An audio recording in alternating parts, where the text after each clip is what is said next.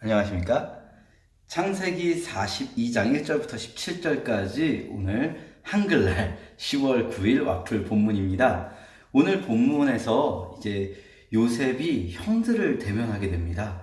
사실 이 요셉 스토리의 진정한 진정한 핵심 줄거리는 요셉이 이집트에서 총리가 되는 부분이 아니라 바로 여기에 있죠. 요셉이 형들로 인해 팔려갔다가 다시 형들을 만나는 이 장면이 이 요셉 스토리의 어떤 절정을 맞이하는 그런 순간이라고 할 수 있습니다.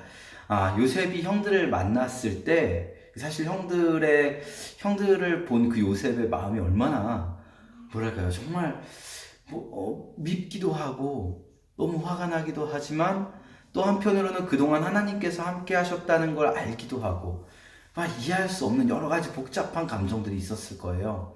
그러면서요, 오늘 본문 9절에서는 이렇게 말합니다. 요셉이 자기가 꾸었던 형들이 자기에게 절을 하는 순간 요셉의 머릿속에 퍼뜩 떠오른 것.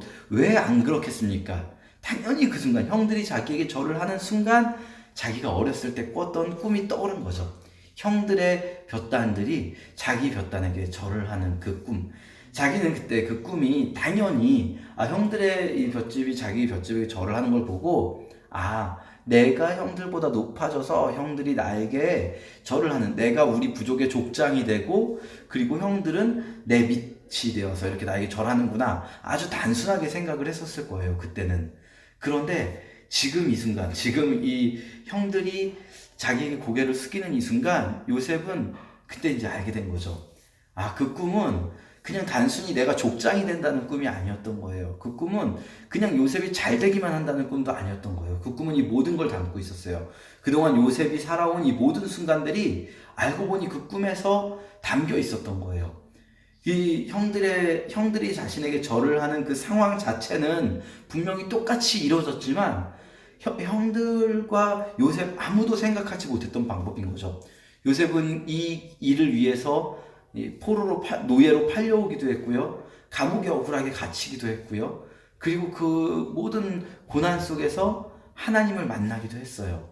그리고 지금 요셉은 자기가 어렸을 때 생각했던 것과는 전혀 다른 상황 속에서 형들의 절을 받으면서 좀 알게 됐을 거예요. 내가 여기에 온 것이 하나님의 계획하심이구나.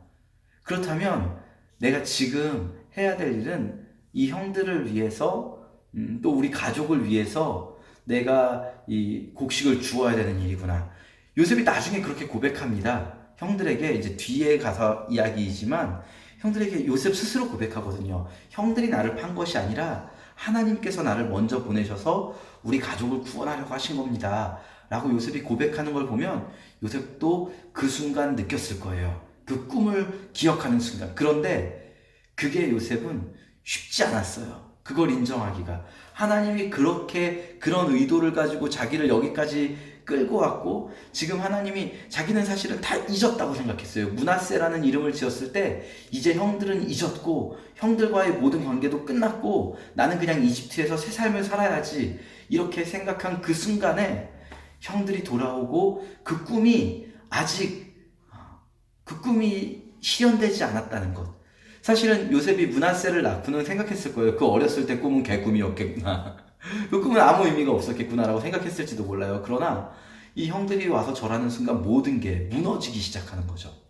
형들이 와서 절한 게 내가 형들 위해 군림했어, 좋았어, 이게 아니라 자기는 간신히 정리했다고 생각한, 자기는 간신히 잊었다고 생각한 자기 과거를 다시 헤집어내면서, 그렇다고 해서 내가 복수할 수도 없게끔 하나님이 지금 내가 너를 이 순간을 위해 여기 놓은 거라고 요셉에게 알려주시는 거예요. 요셉의 마음 너무 복잡해서요, 요셉은 이해할 수 없는 행동을 하기 시작합니다. 형들을 괜히 말도 안 되게 간첩이라고 몰아세우고 감옥에 가둡니다. 그리고 이 막내 베냐민을 데리고 오라고 하는 거죠. 이 장면에서는요, 사실 요셉이 왜 이런 행동을 하나, 사실 그냥 표면적으로 봤을 땐 굉장히 이해가 안 되거든요. 요셉의 마음이 어떻게 막 갈피를 못 잡고 있는 거죠. 형들에게 복수를 할까? 아니야, 하나님이 그걸 원하지 않는 건 분명해 보여. 그렇다고 해서 하나님이 원하는 것처럼 내가 형들에게 쌀을 줄까? 그리고 요셉이라는 걸 밝히고 그냥 다 화해하고 끝낼까? 아니야, 그렇게 하고 싶지도 않아. 막 어떻게 하나님의 뜻은 알겠지만 그렇게 하고 싶지 않고 막 해결되지 않는 그 감정의 소용돌이 속에서 요셉은 형들이 일단 가둬놓게 됩니다. 이 모든 일들 속에서 우리도 요셉과 같은 상황들을 우리가 얼마든지 겪을 수 있다는 것 기억해야 할 것 같습니다. 우리도 하나님의 뜻이 뭔지 분명히 알 것 같은 때가 있거든요. 내가 이렇게 하면 될 것 같다. 내가 이렇게 하는 게 하나님 뜻이겠지. 또 때로는 정말 요셉처럼 명백하게, 요셉 같은 경우는 그 꿈으로 알려주신 거죠. 지금 이때를 위해서 네가 이 모든 여정을 걸어온 거다. 지금 이때가 그냥 어떻게 우연히 발생한 것이 아니라 네가 그 꿈을 꿨을 그때부터 이미 지금 이때가 하나님의 계획 속에서 이루어지고 있었던 거다. 그런데 그렇게 명백하게 알려주셔도 하기 싫을 때가 있거든요. 도저히 못할 것 같고 나는 진짜 그렇게 하고 싶지 않을 때가 있거든요. 요셉의 마음이 풀어지는 그 과정들, 우리 안에서도 우리가 뭐 당장 하나님 뜻대로 무조건 해야 됩니다 이렇게 말씀드리기는 어려울 것 같아요. 왜냐면 요셉도 그렇게 안 하잖아요. 물론 이 장면을 어떤 교리화시키는 것은 옳지 않을 것 같습니다. 이 요셉의 스토리를 통해서 우리 또한 우리 삶의 스토리를 돌아보고 또 우리 삶의 스토리를 하나님과 함께 하나님 안에서 만들어 가야겠죠.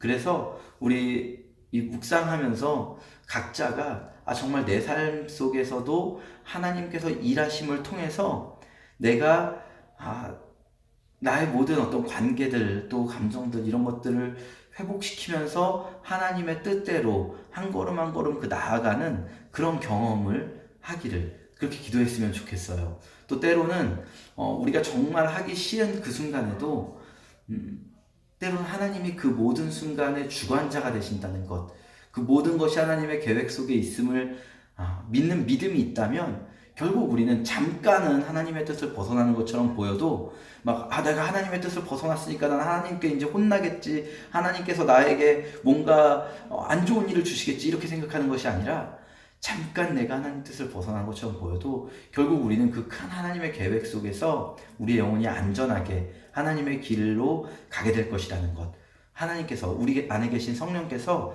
그렇게 우리를 이끄실 것이라는 것 믿으면서 오늘 본문 묵상하면 좋겠습니다. 감사합니다.